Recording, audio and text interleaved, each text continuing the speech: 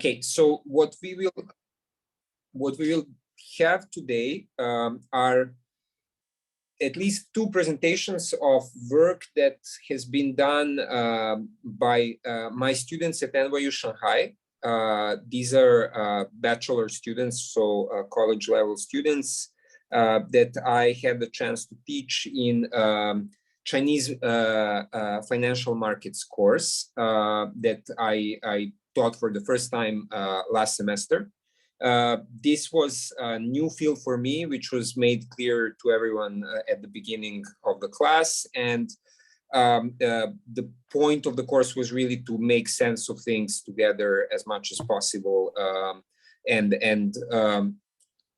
that, I relied heavily on the balance sheet analysis as Professor Merling developed it, because I find it to be generally a very powerful conceptual tool to understand things on a very fundamental level. And so we started off with kind of getting acquainted with the version of this kind of balance sheet analysis framework in general, basically kind of following the steps within the money and banking course. And then we basically turned in the second half of the semester to these kind of research projects where we would start from what we know about, let's say, kind of US style or in general US financial system, and then think how things are different in China. Right, along several different topics. And first, we are going to hear from Sibaek Li and Serene Fan, who are going to present to us on Chinese shadow banking. And here, they did a great piece of work throughout the semester. I think it's going to be of interest to you what they're going to show. We have the paper if you guys are interested to read more on it, see more in depth what we have there. We can also share that.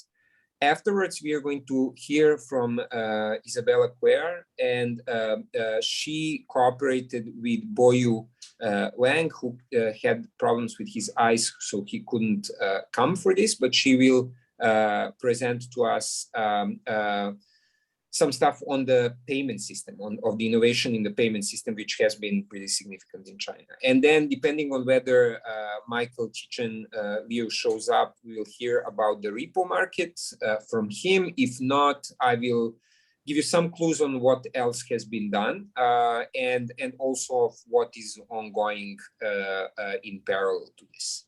So that's the plan. And with that, I would give the floor to Serene and Sibaek. So you guys can unmute and share your screen and whatever works.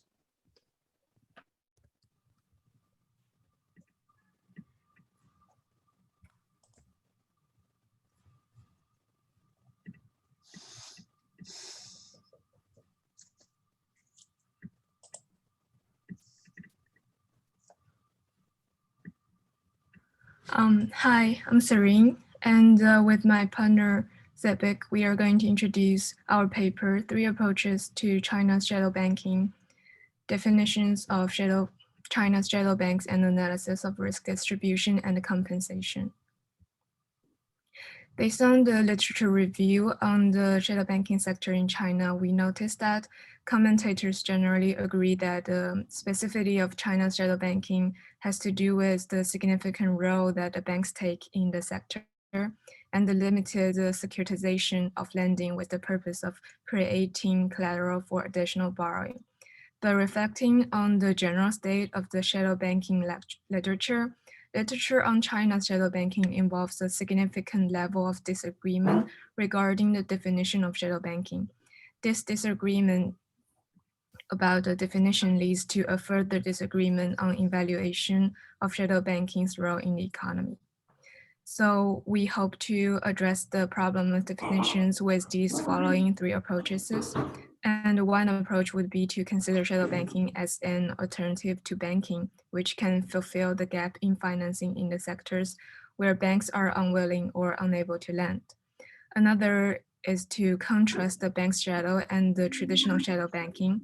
And the bank shadow involves the bank's off-balance sheet and the unregulated forms of lending, a specific form of shadow banking that entails its own set of risks.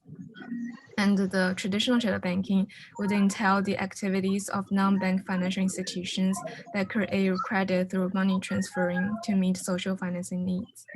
The third approach is to define shadow banking as money market funding of capital market lending, as opposed to traditional direct finance and bank lending. And referring to Sun Guofeng's paper, we followed his point that bank shadow can be decomposed into interbank and investment channels according to the asset type. And considering the different counterparties, the interbank channel consists of interbank channels and non-bank channels. Investment channels refer to activities such as converting loan assets into investment assets, such as bank trust corporation, bank security corporation, etc.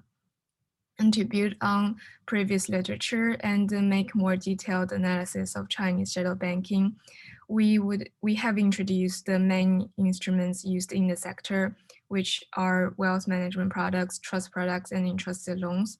And we would apply balance sheet analysis developed by Professor Merlin to the specific phenomena within these channels. In doing so, we hope to address the following questions. The first set of questions circles around the risk. So which institution would take on the majority of risk in each case? And knowing the risk distribution for different types of shadow banking, why and how are certain actors shifting the risks onto other actors? And then why are the other actors willing to take these risks? What exactly happens if the final borrower does not repay? The second question would be about definitions. So how would a given phenomenon be identified in each of the three approaches? The third would be that as shadow banking keeps developing in China, is there any potential for securitization and the collateralization of shadow banking debt?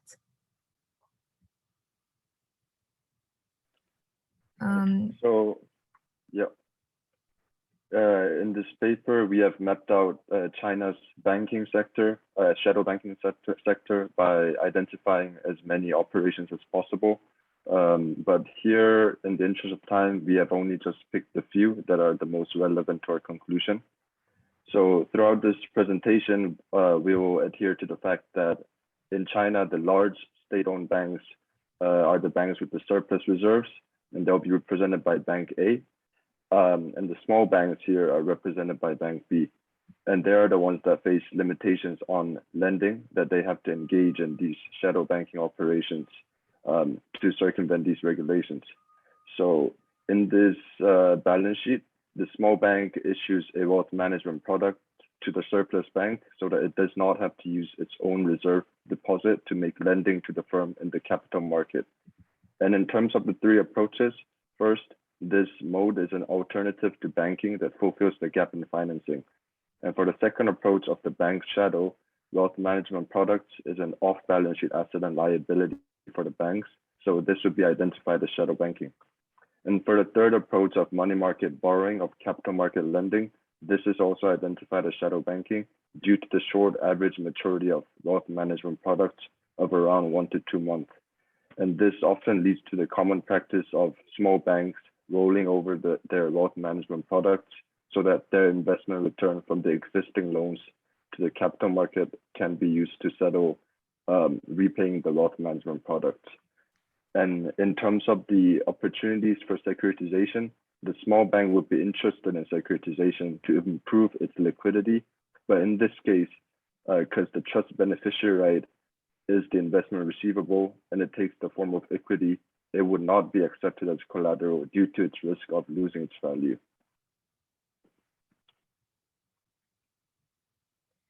Within the non-bank channel, I would introduce one example of the interbank borrowing and lending.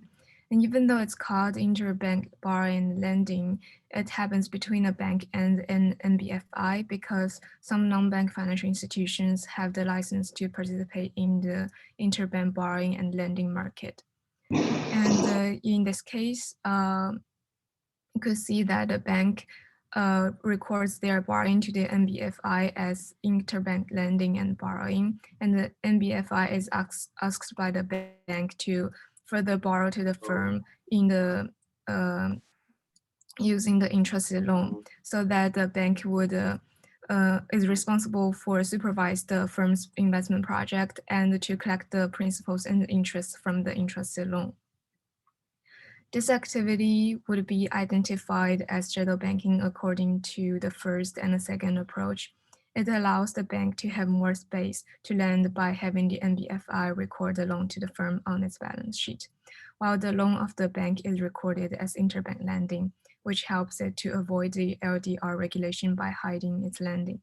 Therefore, it's an alternative financing in essence, with the bank's aim to avoid the regulation by going off balance sheet. In terms of the third approach, there's no involvement of short-term lending to fund long-term investment because the term of the bank loan and the interested loan do not differ from the term of the loan to the firm. This situation does not offer many opportunities of securitizations, as the bank only wants to lend more while escaping regulations. In theory, the NBFI could securitize the interested loan, but this has not been seen in practice. The next example is under the channel of investment channel, and specifically is the bank trust cooperation over issuing the trust product. And in this case, we could see that the bank cooperates with the trust company and it uses the bank deposit from the household to purchase the trust plan issued by the trust company. The trust company then uses this trust plan to invest in the firm that the bank cannot lend to. It's noteworthy here that even though it appears that the trust company is purchasing the shares from the firm, it's actually a loan in disguise, because usually the firm would promise to buy back the shares in the future. And after this process, the bank usually moves the trust plan and the bank deposit from the household off its balance sheet. So it would appear that it's the household who purchases the trust plan.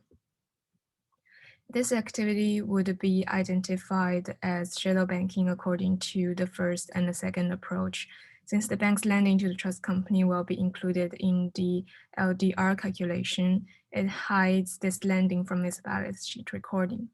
This is also another way of offering alternative financing to the trust company and eventually the risky industries, while avoiding the CBRC regulations. In terms of the third approach, there's no borrowing involved, and therefore it is not included in the short-term borrowing financing long-term investment. In terms of securitization, the only potential asset that could be securitized is the trust plan. However, it's moved off the balance sheet by the bank, and therefore it's very likely that it cannot be securitized.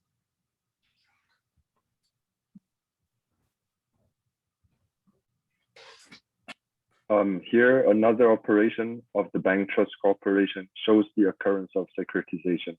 The surplus bank gets a banker's acceptance from the firm in the capital market and sells it to the trust company. And the trust company would securitize this banker's acceptance and sell the asset-backed securities in the interbank bond market. And this would be similar to the US style shadow banking, where the securitization feeds on the cycle of borrowing and lending. And the risk here lies in the banking system because it's the banks that are investing in the firm and the ABS. And this would be identified as shadow banking according to the first approach. And for the second approach, the bank has extra space to issue credit because the trust company securitizes the bank's assets. So this is identified with shadow banking. And for the third approach, the maturity of bankers' acceptance ranges from 0 to 360 days in China. So this is also identified. This could be identified as short-term borrowing to finance long-term investment. So in conclusion, in terms of securitization, we have seen just the previous case showing clear securitization. And there's also potential in the non-bank channel shown in this presentation, and also other operations involving repos that could not be presented today in the interest of time. However, one limitation for securitization in China is that the interbank market involves more pledged repos than the outright repo, and this limits the potential for securitization. And in the context of the three approaches to shadow banking, the first approach to serve the underfunded sectors, that approach is identified in all channels because the investment receivables are very risky. So yes, it is identified with the first approach. And the second definition of the bank shadow applies to all phenomena. Is there also the investment receivables that are recorded off the balance sheet, like the wealth management products and interbank loans. And however, for the third approach of money market funding of capital market lending, it only applies to some. The three operations in the interbank channel explained in our paper, and also the last case of securitization shown in this presentation. And we can further distinguish between the money market borrowing that is based on securitization from that which is not based on it. And the last example here is the only case where money market borrowing happens based on securitization, while the majority under the third definition has yet to involve securitization. And this is clearly distinct from the case in the United States before the financial crisis. And we have also seen that there's potential for expansion of money market borrowing for capital market lending. On one hand, in theory at least, it could expand without securitization. And on the other, there's also potential for expansion based on securitization. And to evaluate this potential expansion, on one side, the expansion would lubricate and grow the economy. On the other side, we also have to consider the instability brought by these phenomena. And based on our analysis, for the small banks to securitize, they take on the risk as their assets are used as collateral. And the big banks would not really consider the underlying risks, as they make relatively safe returns on their surplus reserves. And they also have stable streams of deposits, and also they have a strong connection with the People's Bank of China. However, in the case where the borrowing firm or these MBFIs that are in cooperation cannot make the payment, then this would lead to the risk spreading to the big banks. So for the future of China's shadow banking, one, we have to question whether the risk taken by small banks is too high, and two, do they need to continue to take this risk? The nature of this risk is different from the one related to the internal dynamics of the mortgage lending in the US. And regulators in China are already regulating high-risk sectors such as real estate. However, the small banks will continue to be willing to take the risk from these phenomena, as there's just a lack of opportunities to make returns in other ways. So a change in this regard would have to do with a change in their position as the deficit bank in China's banking system. And this should be potentially be high on the policymakers' agenda. Thank you. Thank you. Thank you, guys. Do we maybe want to have the comment now, since it seems we'll have just another presentation? I guess we can take time to talk about this if that's of interest. Perry, would that be? I'm happy to say a few words and maybe then open up a little bit too.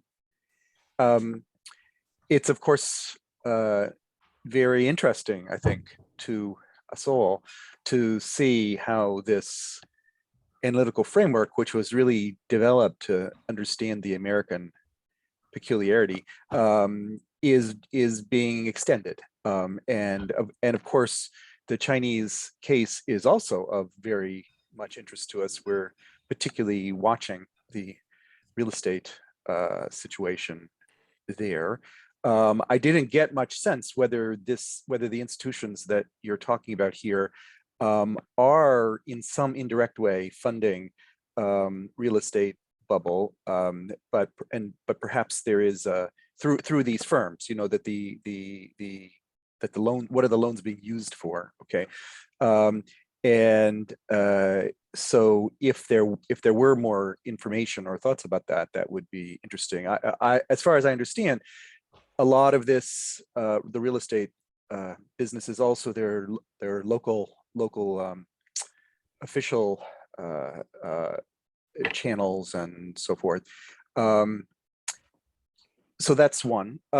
Second, it does sound that most of the institutions that you're discussing here, this is being driven by inefficiencies, I guess, in the old style banking system, the large banking system that were set up to lend to the state-owned firms and so forth. And so it's filling in the gaps, as you say, in number one.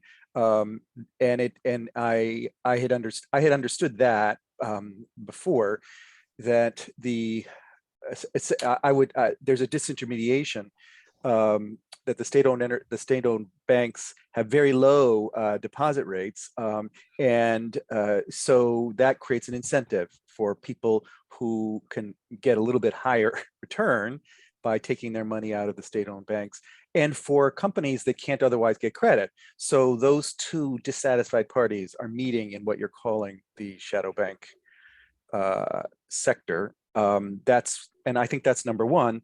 Number two style is maybe we could say regulatory evasion, that you're finding ways to make loans that would otherwise not be subject to the letter of the law. I'm interested in the phenomenon of regulatory evasion. Presumably everyone knows this is happening, so it must be allowed as a kind of experiment, or it's interesting that both of these kinds of things are allowed, and have been as an escape valve, perhaps, but something that could possibly be shut down or controlled, and so that's the second kind of comment. The third one, you do mention that, the definition of shadow banking that I've always used, that we used in paper with Zoltan and James and Daniel, we came to, it might be interesting to you to know why we came up with this definition of money market funding, of capital market lending. The discussion about shadow banking that was happening in the global financial crisis was not analytically very sharp, and shadow banking had a lot of meanings. It basically meant, shadowy, or in the shadows, or financial institutions that were evading regulation or something. And I think that maybe even the majority of people thought all we really need to do is to extend regulations. This is regulatory evasion. We just need to extend regulations to these institutions, and basically they'll go away. And that was some of the regulatory response in Dodd-Frank and other methods.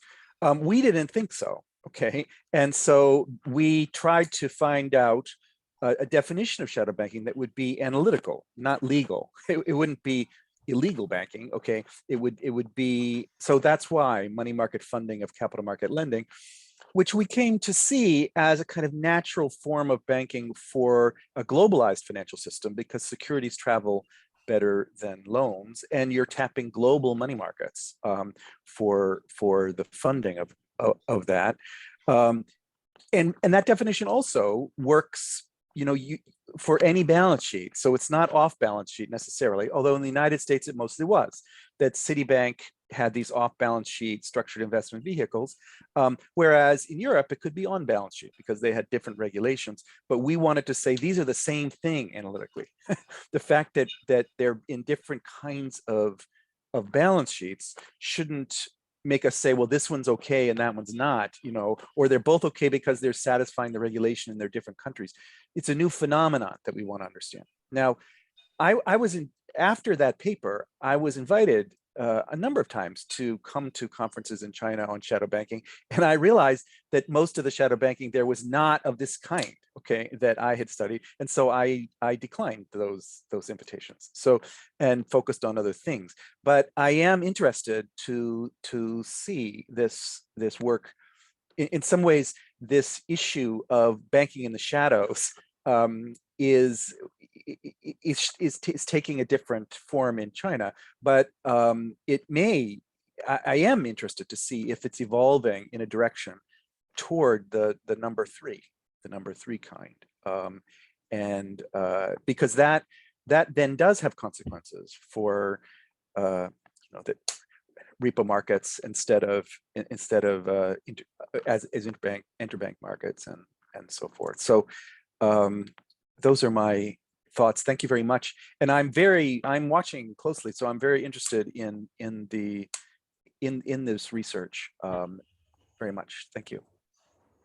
And here Dan is making a little comment. Why don't you speak up, Dan? Yeah. Sure, happy to. I just don't. I want to make sure we keep moving.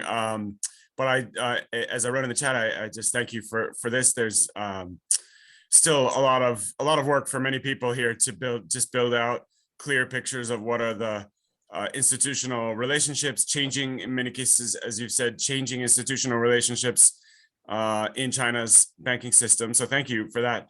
A question which I think maybe is not one, well, you're welcome to answer, but also just it's a question maybe to think about as you continue in the work, is your analysis suggests to me a lot about the flows of funding through various institutions, types of institution, and various products. So I wonder what we could find out now about market making in those products. So is there warehousing, for example, of some of these products as they're issued? Are they sitting for a period of time on someone's balance sheet? And so that person would need to finance them in a short-term way before selling them on to a more permanent destination. In the meantime, how are prices getting made, and what are the relevant short-term funding channels?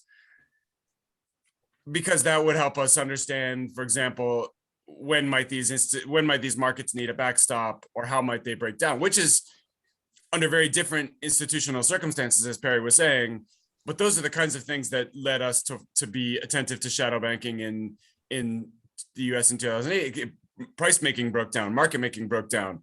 So that's at least a first guide to where to look for institutional fault lines in the Chinese system. So thank you for the work, and I'm happy to follow up at some point on these questions as you continue. Thanks. Thanks, Dan and Perry. If you guys want to shortly respond, we could do that now and then move to the second presentation. If not, we can also move. What do you say? Okay, you're okay. Well, I'll say, yeah, Serene. I think I could respond to some of the questions. So first about the real estate industry.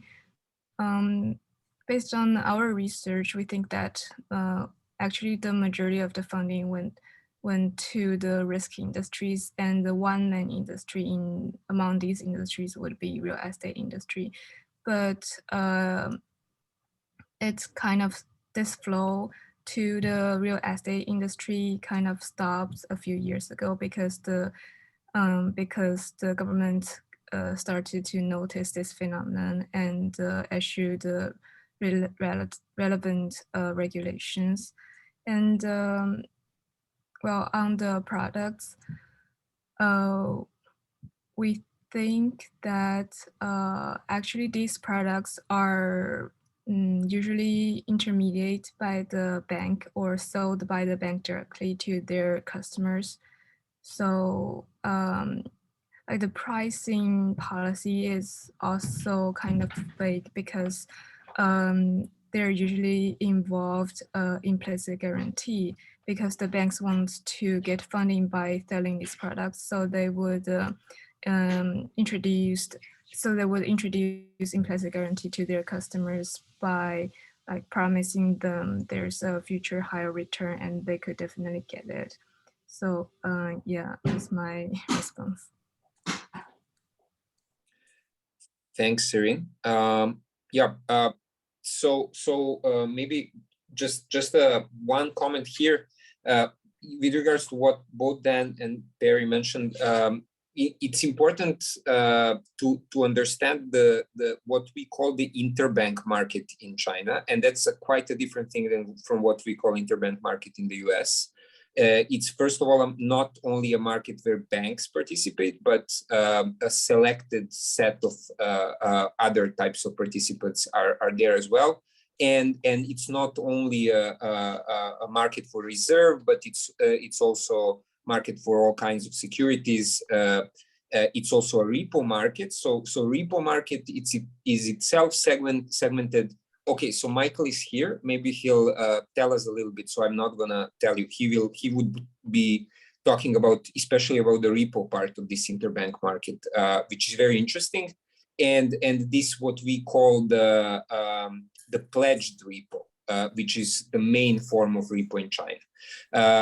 We will have now first, we will have Isabella talk to us about the payment system innovation, and then hopefully we'll have time for Michael to tell us a little bit about the repo market, which is also quite interesting. So without further ado, Isabella, please unmute yourself, share the screen, and let's hear it.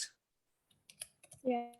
So hello everyone, good morning or good evening, depending on your time zone.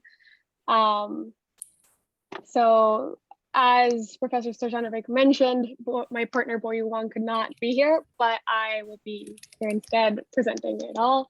My name is Isabella Cuellar, and I will be presenting the payment system innovation with a look on traditional banking in China, third-party payment system, cryptocurrencies, and central bank digital currencies. First, I will go over how the research came about, the balance sheet comparisons and analysis, our key findings and our conclusions. So what we began was gathering information on the payment system innovation in China.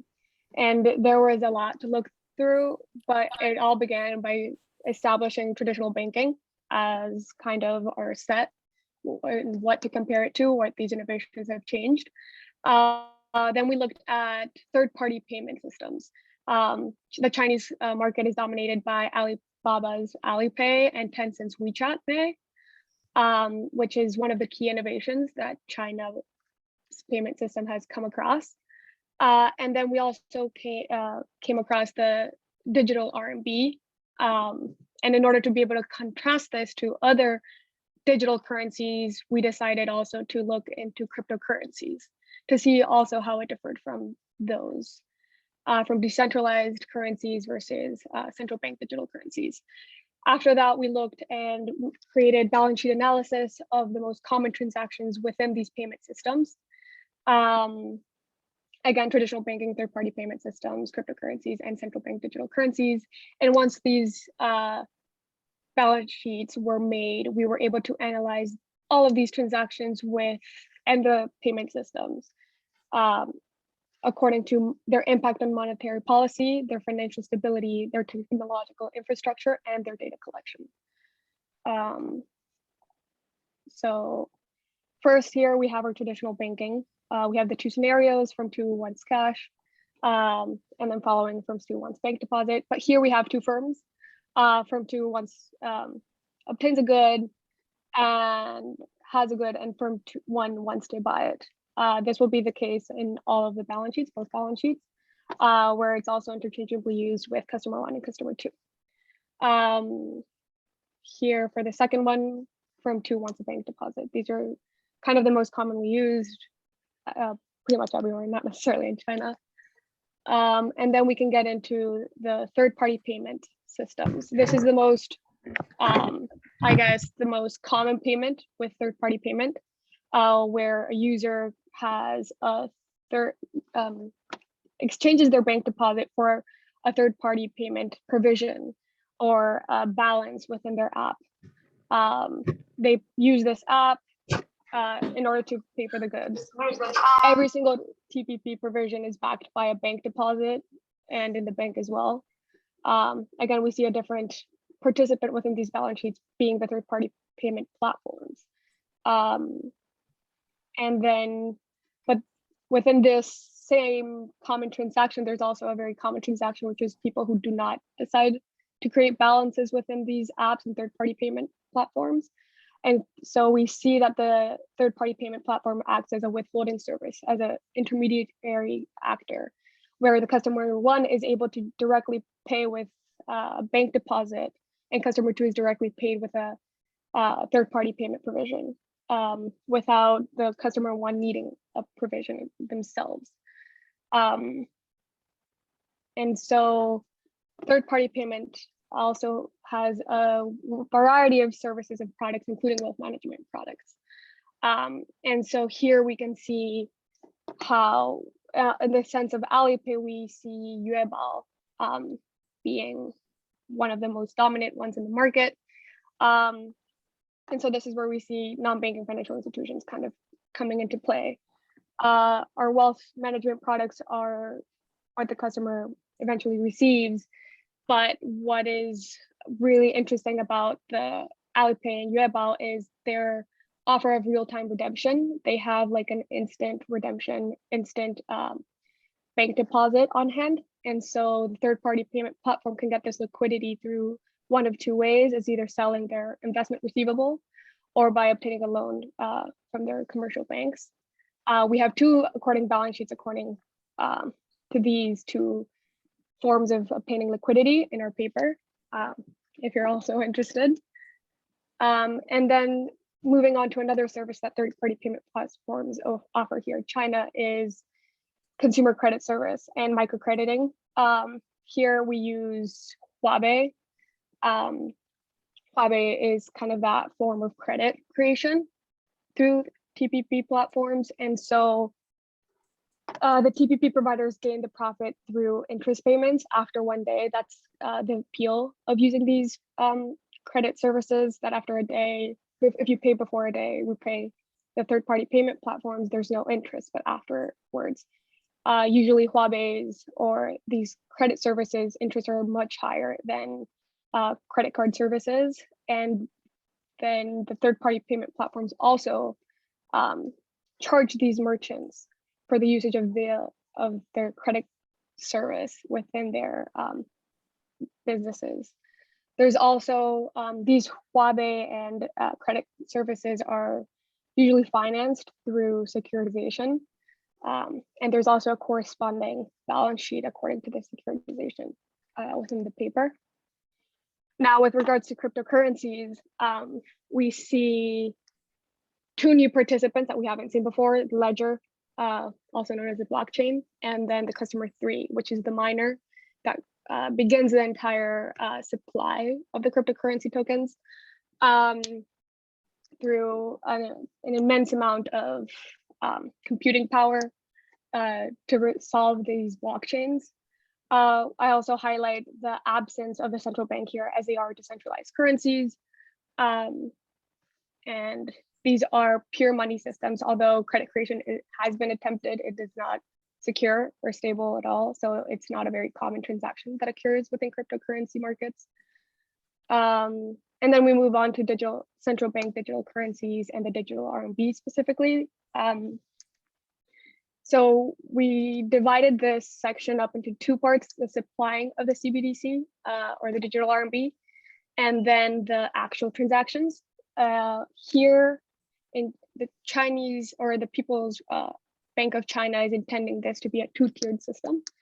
And it's also attempted for it to be for people without banking services or access to banks. And so we divided the suppliers of the CBDC into customer one who is banked and then customer one who is unbanked or unbanked in China specifically. And so we begin with customer one who is banked. They have CBDC bank deposits with their bank. And so this is where we see the two-tiered system that the PBOC created. The central bank is able to supply the banks, commercial banks, with the central bank digital currency. And then the banks are the ones who supply it to the customers through CBDC specific bank deposit accounts. This is through physical wallets, digital wallets, apps, and then banks through their apps, through bank apps, commercial bank apps. In the case of the customer one is unbanked, it is a much simpler transaction where customer one deals directly with a central bank and creates a central bank bank deposit, CBDC central bank deposit. And so now we see the transactions. The transactions here are very, very simple. It's just very similar to cash, as they are supposed to be replacements of M0 in cash in circulation. See, this specifically the digital RMB is meant to be a retail central bank digital currency, which is meant for individual users, not necessarily financial institutions. And the CBDC has the same function as cash in reserve printing. So it also does give banks that ability that cash does as well. And so our key findings are divided into 3 segments. We see that traditional banking and the CBDC-backed payment system are the most secure regarding financial stability, as they have the most involvement from the central bank. And is specifically also effective for monetary policy, especially the CBDC system. Our second highlight is the fact that the third-party payment system and the cryptocurrency-backed systems rely on a very sophisticated technological infrastructure with entire ecosystems built around their tokens and provisions. So as we saw from the third-party payment systems, we see that from one third-party payment provision, there's multiple products and services that can be used as an individual. And then the central bank digital currency provides a novel tool for targeted monetary policy for central banks, while cryptocurrency can potentially be limiting for monetary policy. Third-party payment system doesn't necessarily have to be limiting if it is well regulated, which it is, and is also one of our conclusions. And so we see that the digital RMB is a blend of the cryptocurrencies, attractive limited anonymity with the accessibility of third-party payment provisions and platforms for the improvement of the central bank's reach. This limited anonymity is depending on the amount of transactions. If it's below a certain amount, completely anonymous. If it's above, it alerts the central bank. Therefore, creating that kind of in between. As I mentioned, the new regulations are what's the most interesting kind of development of all of these intersections, where in January 2021, so a year ago, the People's Bank of China issued a new regulation on third-party payment systems that they must have central bank depository bank accounts with each TPP provision. It isn't clear how it will function, but it blurs the line between the CBDC and TPP, confirming their striking similarity and making interesting area to keep observing as regulation develops. As it is a big concern here in China of more and more regulations on these third-party payment platforms, as well as the development and accessibility of the central bank digital currency currently as it is in, I think, over 6 districts here in China. And yeah, thank you for your time. Thank you, Isabella. Barry, would you wanna say something now? We are muted currently. So this is a wide range of institutions that you've discussed here. Maybe I would just point to one theme that keeps popping up, okay, which in the money view we call the survival constraint. This money market mutual fund that you were speaking of, Weibao, if that's pronounced correctly, you passed over rather quickly that they guarantee immediate access to your funds, which they are able to fulfill by selling investment products or by borrowing from a bank. Okay, so this is the key place where they're tapping into the source of liquidity and the key vulnerability of these kinds of institutions. And so one would want to, as Dan says, this is a fracture line, okay, worth paying a little closer attention to. And in this regard, I think this new regulation that you mentioned from just 1 year ago, where the central bank is requiring all of these third-party payment platforms, or both of them, I guess, essentially to make sure that their TPP provisions are convertible into central bank money. Okay, if I understand correctly, that is a that is a disciplinary function. That's creating that the walled garden of making payments inside Alipay or inside WeChat Pay, where there is no survival constraint, that is now over. Okay, that is there's now those payments are convertible at par. Okay, and that's quite a big change, I would say. The effect of that on the growth of these platforms and on monetary stability, I guess, remains to be seen as this gets built out. But it is, I think, again, an important fracture line. This isn't just a technological innovation. Okay, this is an institutional innovation, and it's a control function. And it's the survival constraint that liquidity kills you quick, and that's quite a strong regulatory control, as opposed to passing a law or a regulation or something. Perhaps though both of those things are more questions than comments, because I am not an expert on the institutional frameworks. I'm just pointing out the things that I've heard. What are the things that, to me, I would want to know more about and delve into? Those are my comments. Thanks, Barry. Dan, yeah, maybe. Sure. Yeah, I'll try to be quick. Thank you so much for this, Isabella. As I said in the comments, this is really important work mapping out China's payment system. Not aware of any other work that brings so many different channels into not only one place, but a single common approach, so that you can actually compare stuff one to the other. So thank you for that. Two quick questions, one small and one large.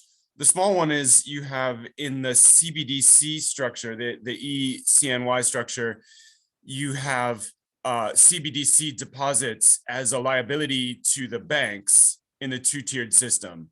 My understanding was that the commercial banks acted as custody agents of some kind, but that they never had a liability per se to the depositors, that the depositors interacted with the banks through the bank's websites or whatever, or an app, to get access, but that it was always a liability only of the central bank, so that the customers are not exposed to the commercial banks. Now, I could see that there are some definitional questions about legal liability, and so what exactly do we mean when we put stuff on a T account? I could see that there's some complexities there, which even could become pretty deep questions when you're talking about the legal structure of China. But I guess I just want to flag that and make sure at some point we have a clear conversation about whether that should be on the liability side of the banks in the middle, or whether it should not, in China, but also elsewhere, because other countries are building two-tiered CBDC systems as well. This is pretty much the substance of the Fed's white paper last month. Bigger picture question is, I wonder, anyone who can create the means of payment is in a position to do so to excess. And so I wonder if out of this map of the payment system, you can get a sense of points in that system where somebody might be tempted to go too far. And that would be interesting, especially if we could know that ahead of time, that would be super. And so I just something to think about as a possible consequence of your paper. But both of these should be said in the context of the fact that this is already really interesting as it is. And I thank you for doing it and for sharing it with us. We have more comments, but maybe Isabella, you could respond to this, and then we can leave the rest for the final discussion. Yeah, I will quickly clear up. I'll share my screen again really quickly just for convenience sake. But the CBDC itself always remains on the central bank's liability side. What remains in the liability side of the banks is always the CBDC bank deposit. So this is so the central bank always kind of remains with that liability, whereas the bank just has the deposit account. So it's not necessarily a liability of the bank, it's just the deposit account of that. It all clears anything up. But And then for the second but question, you still hold in that picture, you still have the depositor holding a liability of the bank, not of the central bank. The thing that's written on the asset side for the customer was the same as the thing that was written on the liability side for the bank. Now, my question is whether that is a good description or a complicated description of what's happening. I would say I think there's a complicated relationship with that, since you can have an account without actually holding the CBDC itself. So that's what would be the kind of distinction there. Yeah, thank you. Okay, we have now several questions here, but I would really want you guys to hear what Michael has to say on the repo market. So maybe let's do that briefly, and then we can have a final discussion, bring in all of the points that are made as well, and yeah, wrap up in that way. So Michael, if you wanna talk to us a little bit, that would be great.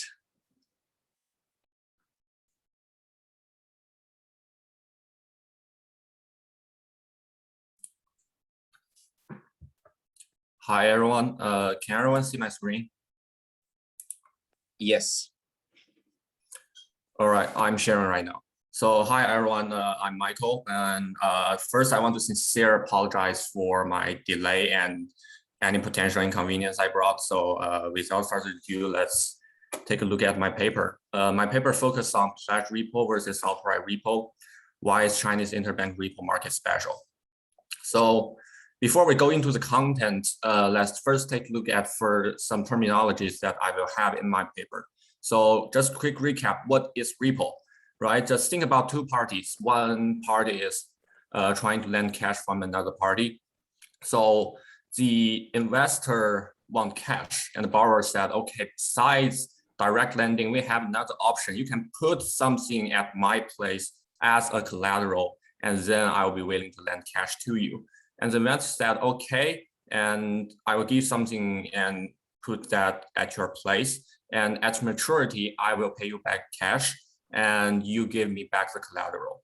So this is the structure of the repo as a financial product. The investor give cash to the borrower, borrower give collateral to the investor, and at maturity, borrower pays back cash plus an interest, and investor give back the collateral. So as we can see here, there are several features of the repo as a financial product. First, it's a short-term financial instrument. Mostly repo have maturity within 3 months, and the majority of them actually is overnight or just a one-day maturity. And secondly, it involves both financing and security lending at its two legs simultaneously. The third thing about repo is it lowers credit risk for the credited borrower because he has the collateral placed at investor's place, and it also lowers the interest for the credited borrower. Fourth and fifth thing, I want to get you guys familiar with some terminologies we will use a lot in this presentation. First is interbank repo versus stock exchange repo market. These are two biggest repo market in China. And according to their names, interbank repo market is mostly used by banks, and stock exchange market is mostly used by non-bank financial institution and personal investors. And also pledge repo versus outright repo. These are two types of repo, distinguished by whether the collateral is really owned by the investor during the time of the repo transaction. If the investor doesn't own the collateral, the borrower only pledge the collateral at investor's place is called a pledge repo. And if the investor really owns the collateral, it is an outright repo.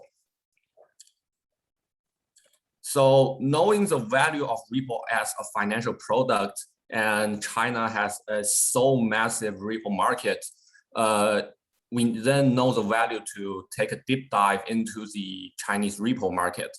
However, the existing researches on Chinese repo market are either regulation oriented or volatility oriented or service oriented, but all of them lack a comprehensive overview of China's repo market and also a very comprehensive study of its macro condition. So my paper aims to provide map out of the Chinese repo market by first take a look back to its historical retrospection, historical evolution of the Chinese repo market. And second, I want to provide an illustration of all the key variables and key indicators in Chinese repo market. After mapping out the whole market, I will actually focus on the large interbank market, repo market, and try to find some features of that market and try to address why these features, why this phenomenon appears as so. So let's first take a look at the historical background and key variables of China's repo market. I'll try to keep it brief. So the basic idea here is at the very first, at the rudiment of the market, the repo market is really just a scattered, non-standardized and deregulated market. It's just after Shanghai Stock Exchange and Shenzhen Stock Exchange was established, personal investor would trade repo as a not very important financial product as a counter. However, when time flies, investors start to realize, okay, repo is a very good financial product, and we want PBOC to officially regulate it. So PBOC said, okay, so they first distinguish interbank market from stock exchange market, and banks can only participate in the interbank market. When time goes longer, PBOC start to realize, okay, we have a more comprehensive system right now, and we also have more regulation. So the system is much more safer and also a much more better funding platform for both banks and personal investors. So now we can actually put more players, more participants into both markets. So they start to allow non-financial institution and overseas banks into interbank repo market. And in 2010, even further, they start to let interbank market include security company, insurance company, and asset management institution, and banks can also participate in stock exchange market. So the main idea here is the market is gradually evolving from a non-standardized and official market to a very official and regulated market. And also the inclusiveness in terms of the investor scope is also expanding. We can see here more and more players are going into interbank market and stock exchange market. And one thing I want everyone to bear in mind is that repo is not only a short-term funding vehicle, it's also a very important monetary policy tool that PBOC used to conduct open market operation. Because repo has the two characteristics we talk about. First is a short-term financial vehicle. Second, it involves security trading and funding simultaneously. It makes it an ideal instrument to conduct open market operation. Here I contain several graphs. The first one shows the open market operation net money delivery. The second showed a short-term policy rate. Short-term policy rate is actually a kind of repo that PBOC issued in 2013 to conduct especially short-term open market operation.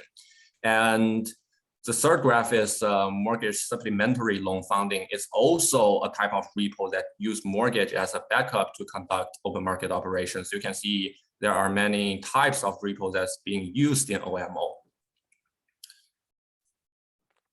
Here I try to conclude all the variables and indicators regarding Chinese repo market into a chart.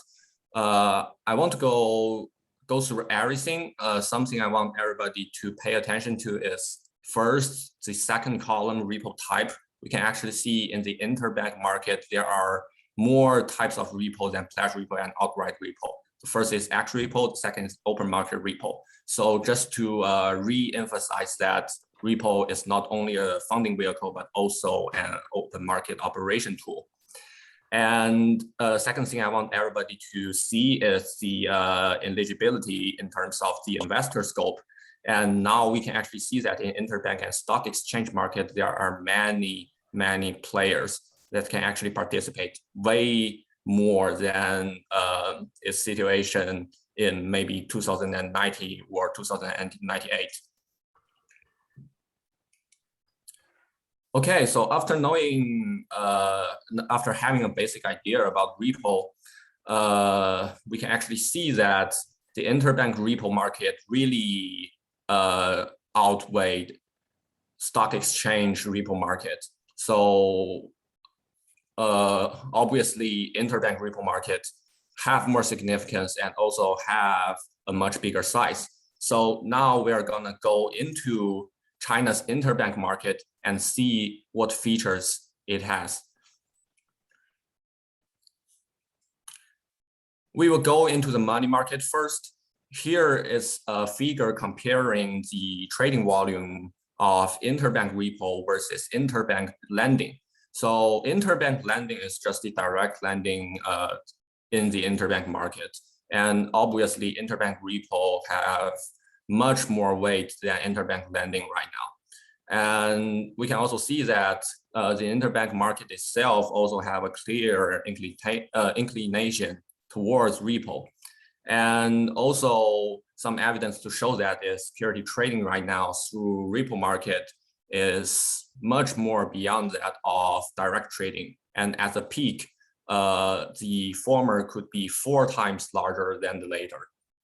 And also personal investors, there are some personal investors in the interbank market. They also prefer repo due to its lower credit risk and better liquidity.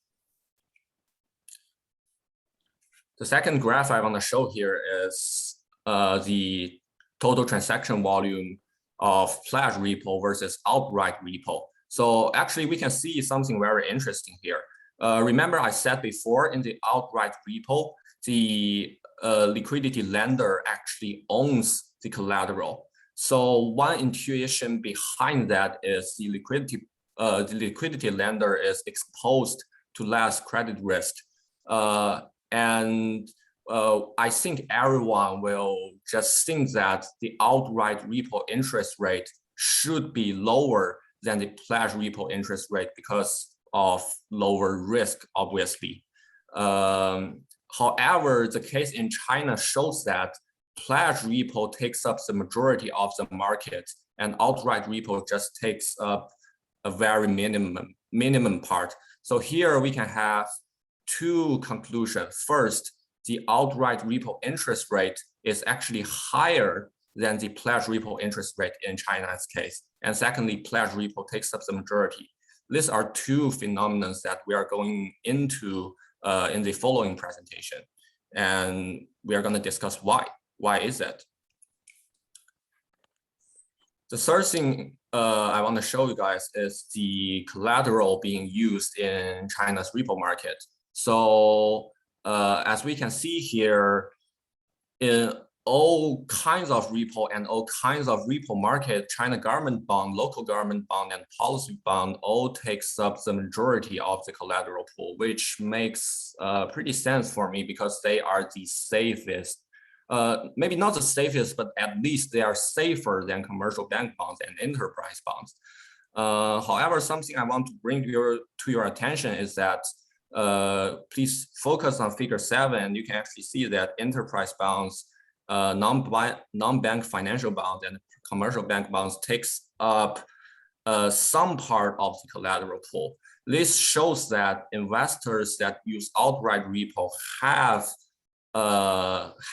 an interest towards riskier, however, higher interest rate bonds, and that is exactly one other feature of outright repo that we will talk about in the later presentation. In terms of participants in the interbank repo market, large banks and especially large commercial banks and policy banks, they cover the majority of repo lending due to their excessive deposit volume. And here I want to mention something that China is different from US. In US, mostly bigger banks are often in deficit because they have a lot of operation volume.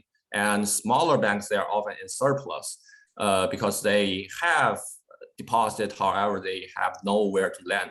However, China's case is totally to the opposite. Bigger banks, they are just the dominant player, so they have more deposit and they also have abundant investment opportunity. However, smaller banks, they are often in a deficit of capital. So we can actually see in China's case, larger banks really produce more transaction volume in the repo market.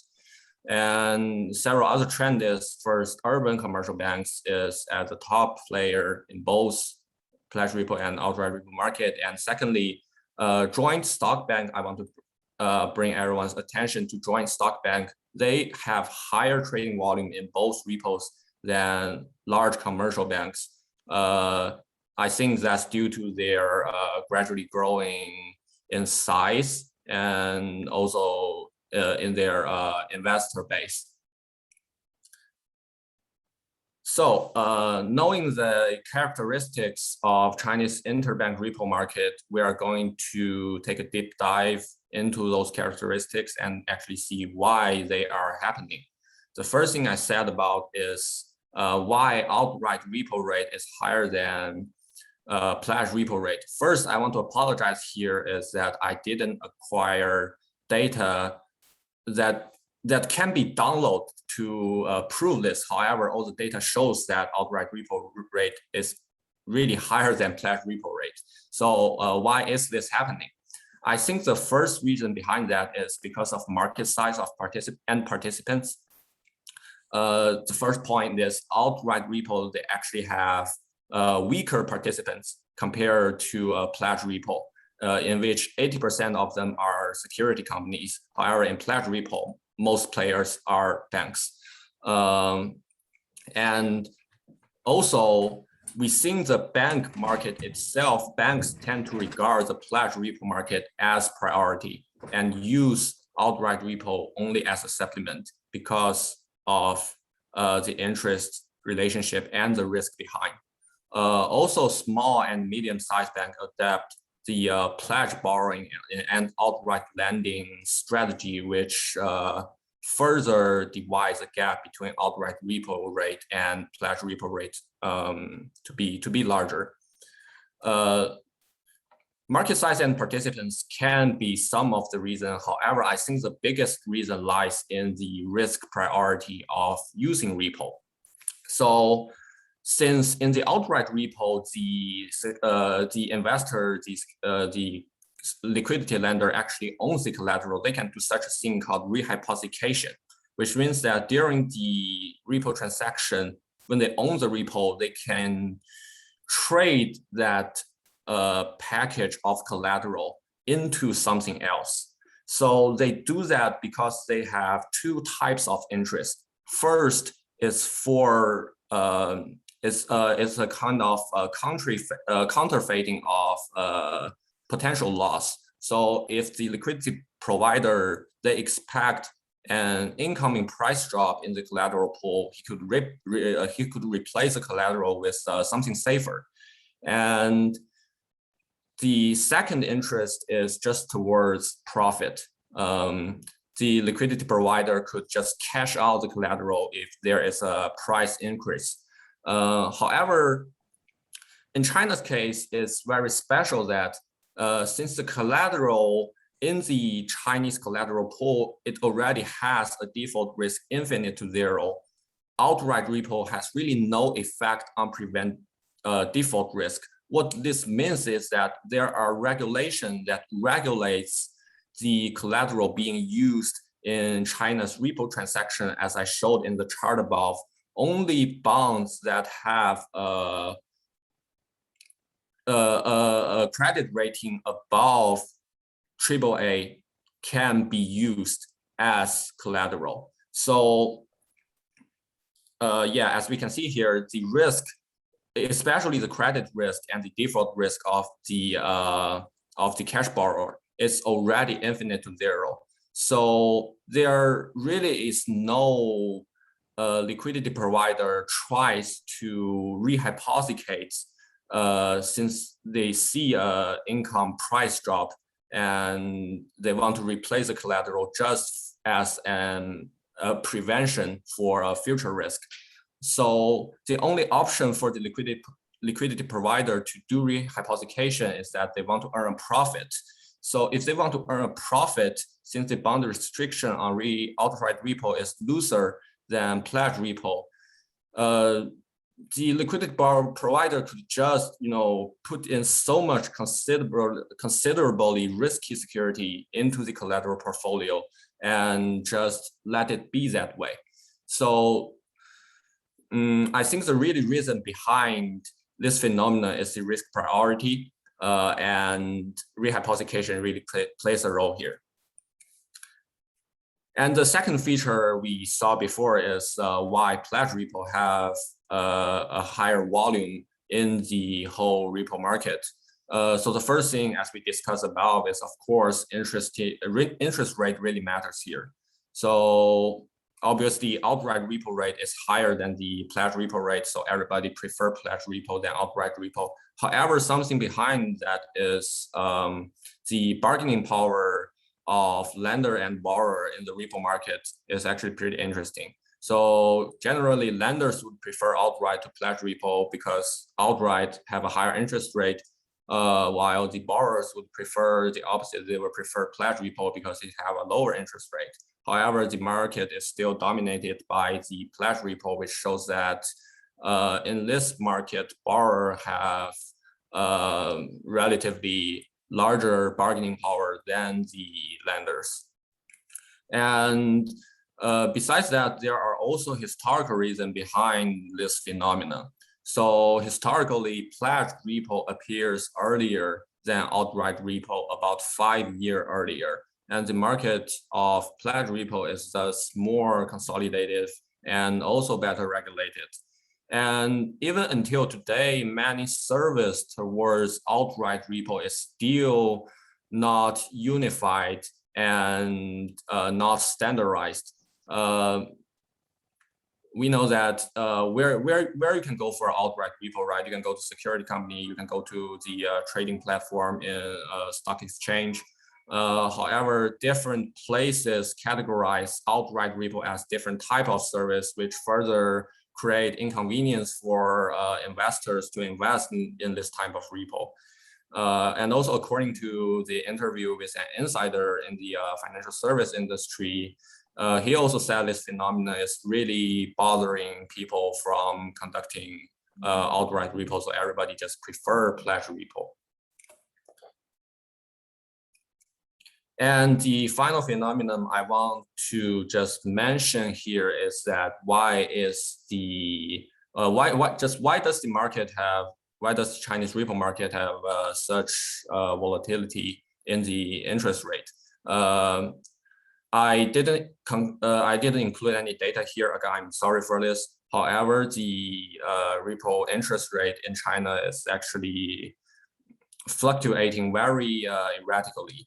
So what may be the reason behind this? If we want to really probe into this, I acknowledge that there need to be a very dedicated quantitative analysis being done. However, here I just want to bring a promising direction to look into this question, but not really trying to find what's the reasoning behind. So my assumption for this question is that I think because of PBOC's intervene, repo market actually shows this volatility in interest rate. Because I said before, repo is not only a funding vehicle, but also a OMO instrument. So the fluctuation of repo rate is very sensitive to OMO operation. In other words, because PBOC conduct OMO relatively frequent, so whenever there is a open market operation, there will be a fluctuation in repo rate, and they are strongly correlated. And that's basically all of my paper. And here I want to also talk about some limitation of my paper. So first thing is, as you guys can see, besides the raw data, I almost have nothing quantitative. So especially for the volatility part, I acknowledge that there need to be a qualitative analysis.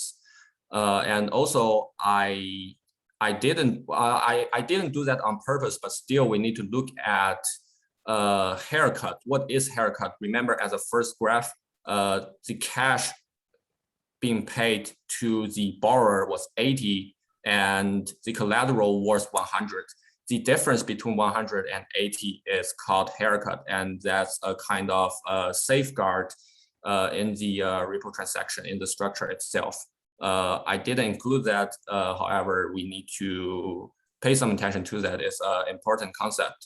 And the third thing is, I think I need to acquire more data on repo being a monetary policy tool. However, because there are so many types of repo that are used in open market operation, it's really hard to acquire this data, but it would be very useful for studying repo as a open market operation instrument, and also why there's high market volatility. So that concludes everything about my presentation, and I thank you guys for your attention. I will be open to any problem. Thank you, Michael.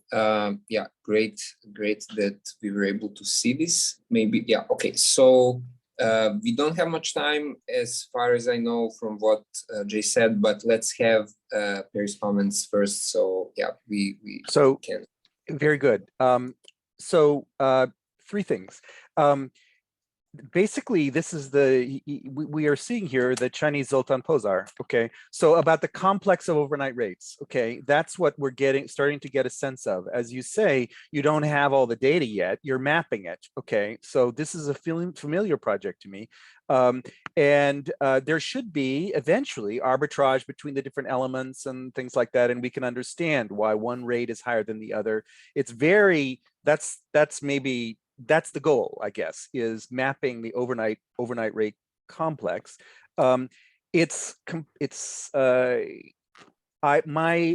I have a question. It does sound to me at the moment that most repo is just really bilateral, that there isn't that much market making here. Okay, and that of course would be one reason why rates would be volatile, because there's no one that is having a bid-ask spread and they're just going either way and absorbing fluctuation.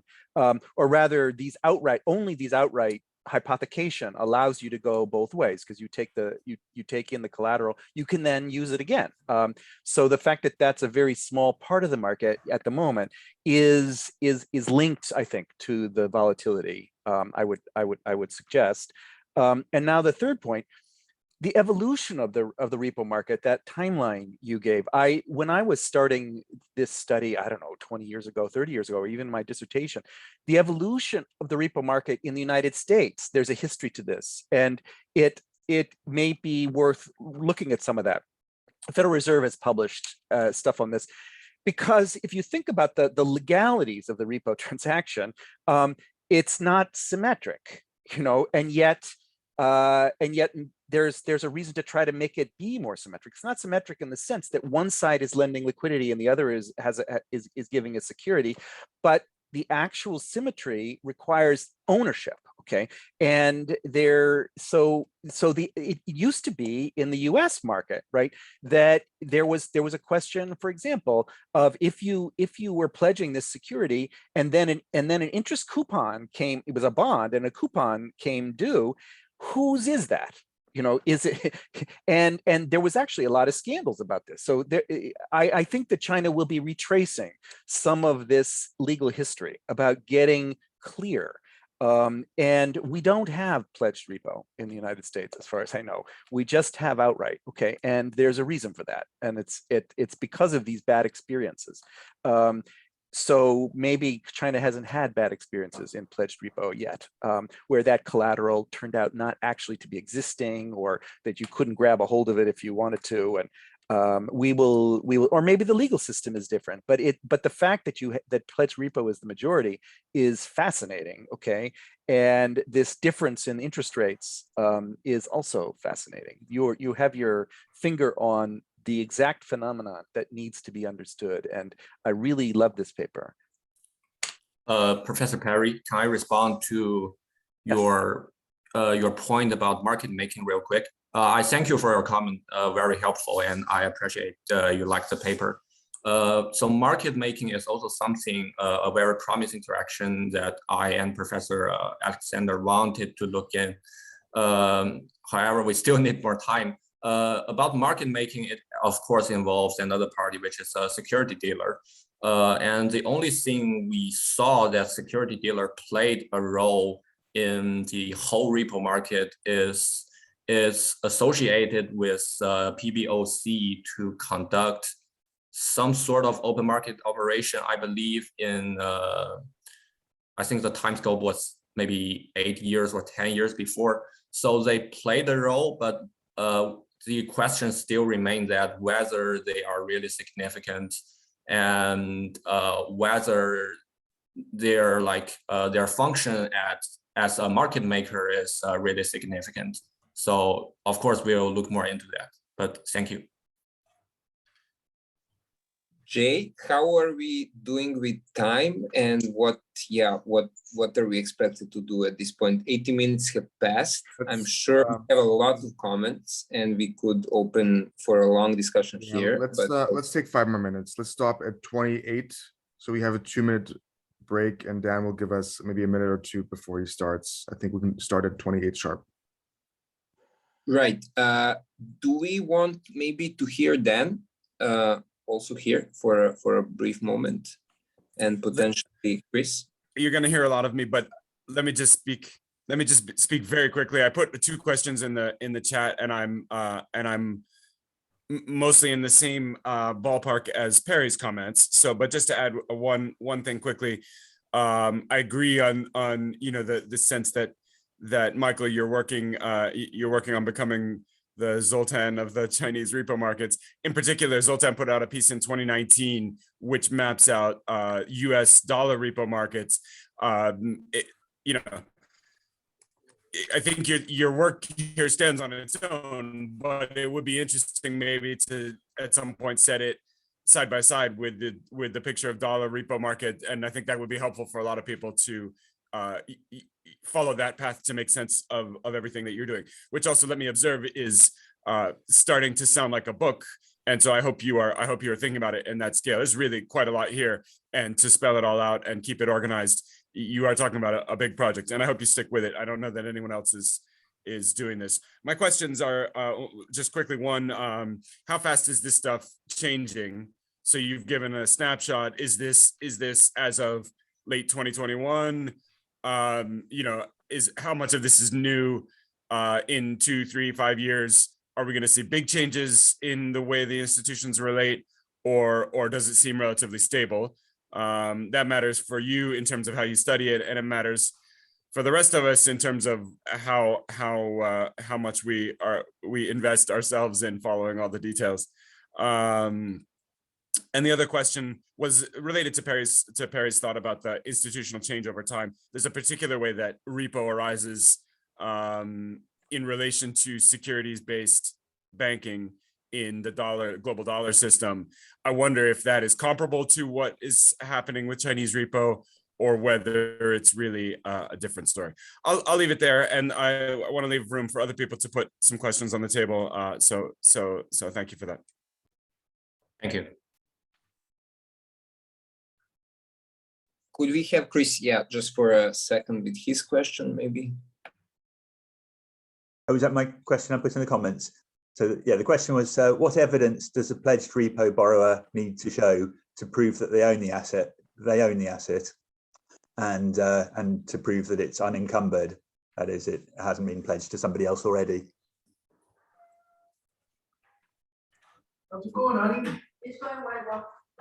All right. We also have a comment by Sam. Maybe if Sam wants to say something about data. Sure. I was just curious if any of you all who have studied both the United States and China could speak to the availability of data. In the United States, we have a lot of data about the financial markets that is publicly available, but I often find very frustrating in that there's so much aggregation and netting of the data that it's very difficult to really understand what's going on.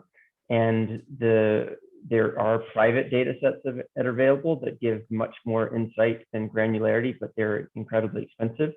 And so the scholarship I find in the United States is not what it would be if we had better data sometimes. I'm curious, in China, what's the data environment like with regards to these financial markets? Is it similar? I would say it is somehow similar. The biggest question lies in the way that different platforms categorize the same raw data and like really where to find the data. Because most data is hide behind the website of certain institution that is in the whole process. And one biggest problem for me is that, like, for example, I know it sounds ridiculous that I can't get access to the interest rate of outright repo and pledge repo. I do find the source, but it can only be downloaded monthly. Right, it's just irresponsible to show guys the data of a year, the interest rate a year. I need to show like 10 years or more. That's a problem. I didn't find that data on like Wing or Bloomberg or somewhere that is already organized. I have the raw data, however, I need to find a quicker way to get access to that. But thank you, very useful comment. Thank you. And maybe finally Pascal with his comment, and then maybe we can wrap up. Although there are further questions and there are more questions for the previous presentations, but yeah, I guess we can continue the conversation also offline. Hey, yeah. So thank you very much for your presentation. I just it's a very small point, I think, but I think to the end you made some points. We said, why is that outright repo rate actually higher than the other rate? And I think your main point were the historical reasons, and I think this is really important. But I think you also mentioned that we could maybe conclude that there's a higher bargaining power for borrowers because most of the transaction are on the market which has the lower rate. But I think that this might be, yeah, I wonder if this argument works, because I think then we would have to premise it on assumptions that kind of the rate is fixed to the market.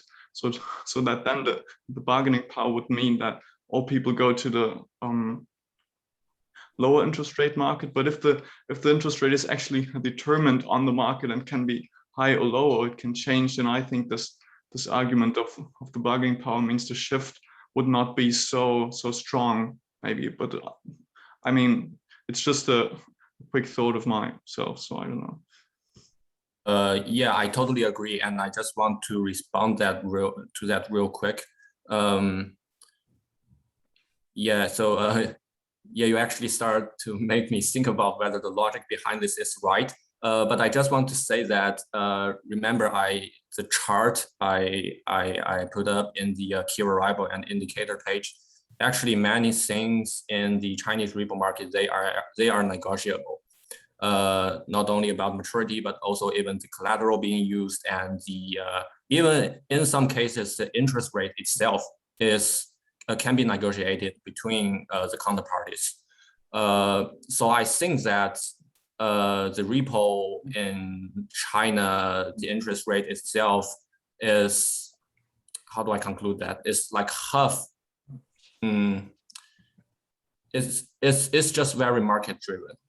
So the bargaining power between borrower and lender will actually determine somehow the outcome of the interest rate, and which takes up the majority of the market.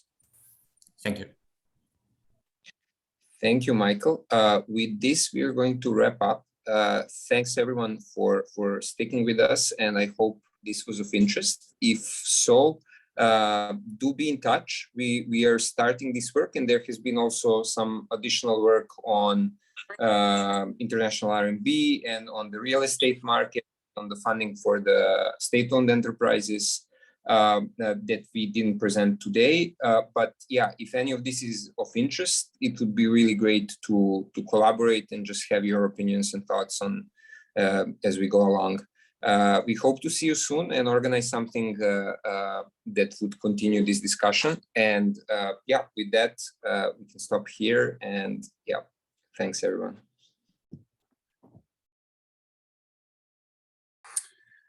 Hi, everyone.